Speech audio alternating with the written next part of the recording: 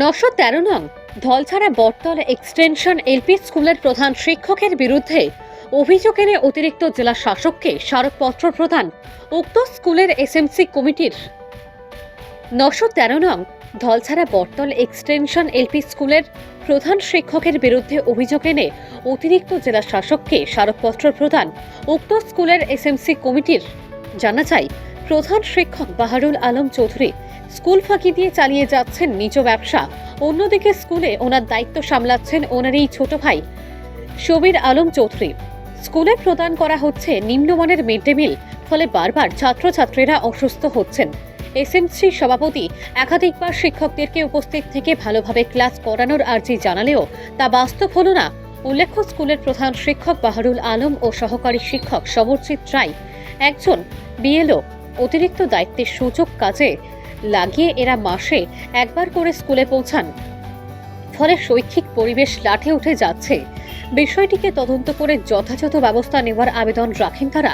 কিন্তু এখন প্রশ্ন উত্থাপিত হয়, আধুনিক টেকনোলজি ব্যবহার করার যুগে কিভাবে শিক্ষকরা স্কুল কামাইয়ে এত পারদর্শিতা দেখাচ্ছেন। সমস্যা হচ্ছে 913 নং দলছাড়া বটতল এক্সটেনশন এলপি স্কুল নিয়ে। এখানে শিক্ষকের সমস্যা হচ্ছে আমাদের হেডমাস্টার যিনি আছেন বাহারুল আলম চৌধুরী, উনি মাসে জানতে একদিন দুই দিন স্কুলে আসেন। আর ওনার ছোট ভাই যে আছে সাব্বির আলম চৌধুরী, ওনাকে দিয়ে উনি স্কুলের পড়াশোনা করান, কিন্তু স্কুলের মেনটেন্যান্স উনি ওনার ছোট ভাইকে দিয়ে করাচ্ছেন।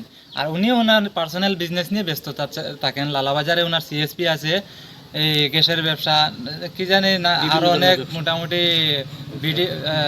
বিএলও আছেন। উনি ওনার পার্সোনাল বিজনেস নিয়েই ব্যস্ততা থাকেন। ওনার ছোট ভাই স্কুলে ক্লাস নিচ্ছেন। দ্বিতীয়ত হচ্ছে আমাদের মিড ডে মিলের সমস্যা। বাচ্চারা যখন যে মিড ডে মিল খাচ্ছে, এটা এত নিম্নমানের খাবার দেওয়া হচ্ছে যেটা খাওয়ার কোনো যোগ্যই নাই। এটা আমাদের কাছে ভিডিও প্রুফও আছে। আমাদের বাচ্চারা যখন স্কুল থেকে এসে বলছে আমরা খাবার খেতে পারছি না, এরকম বলছে, তখন আমরা বাচ্চাদেরকে বলছি একটা ঘর থেকে একটা বর্তন দিচ্ছি ওদেরকে, বলে তোমরা ওটা করে নিয়ে এসো, আমরা ওটা দেখবো কীরকম খাবারটা দিচ্ছে। তখন ওরা তো এই বাটিতে খাবারটা দিচ্ছে না। হেডমাস্টারের যে ছোটো ভাই ক্লাস নিচ্ছে, উনি ওই বাচ্চাদের কানের মধ্যে মারতে থাকে, বলে নাই বাটি তোমাদের বর্তনে দিব না, আমাদের যেটা স্কুলে তালা বাসন আছে ওটাতেই খেতে হবে, খেতে হলে খাও, না হলে চলে যাও, এরকম বলে। তারপরেও আমাদের স্কুলে স্টুডেন্ট যা আছেন 239টা বোধ হয়, 249 জন। 249 জনের মধ্যে এই শিক্ষকের অবস্থার কারণে শিক্ষাও পাচ্ছে না। স্কুলে 4 জন টিচার আছেন।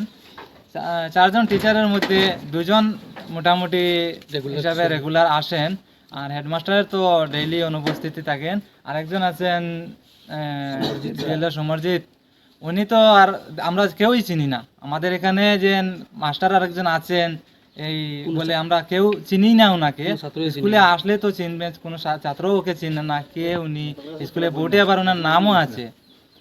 তাই আমরা বাধ্য হয়ে কমপ্লেনটা করতে, বহুত দুঃখজনক হিসাবে আমরা কমপ্লেনটা করতে বাধ্য হলাম। আর যখন আমরা এই বাচ্চাদের মুখে এই কথাটা শুনে স্কুলের মধ্যে আমাদের কয়েকজন মেম্বার নিয়ে তদন্তের জন্য গিয়েছিলাম, তখন খাবারটা তো অবস্থা দেখে আমরা ভিডিও করে এনেছি, আমাদের কাছে প্রুফও আছে। আর ওনার শিক্ষক তো এই দিনে 2 জন ছিলেন, আর হেডমাস্টার তার ছোট ভাই ছিলেন। খাবারটা যখন আমরা ইনকোয়ারিতে গেলাম, এই আমাদেরকে অনেক বাজে ব্যবহার করেছেন আমাদের সাথে। আর ওনার হেডমাস্টার ওনার বিকাল দিকে আসছেন স্কুলে, ওনার ফ্যামিলিকে নিয়ে আসছেন, ওনার মা, ওনার ছোট ভাই সবাই এসে আমাদের সবাইকে গালিগালা করছে। সেটাও আমাদের কাছে ভিডিও প্রুফও আছে। অনেক বাজে ব্যবহার করেন ওনারা। এটা আমরা শিক্ষামন্ত্রী ডক্টর রনজ পেগু মহাশয়ের কাছে এটাই আমাদের আহ্বান, যে এটার আমাদের সুবিচার চাই, আমাদের এটাই দাবি। আর ডিসি মহোদয়ের কাছেও আমাদের আহ্বান রইল যে আমরা খুব শীঘ্রই এটা তদন্ত করে আমাদের ন্যায় দেওয়ার জন্য।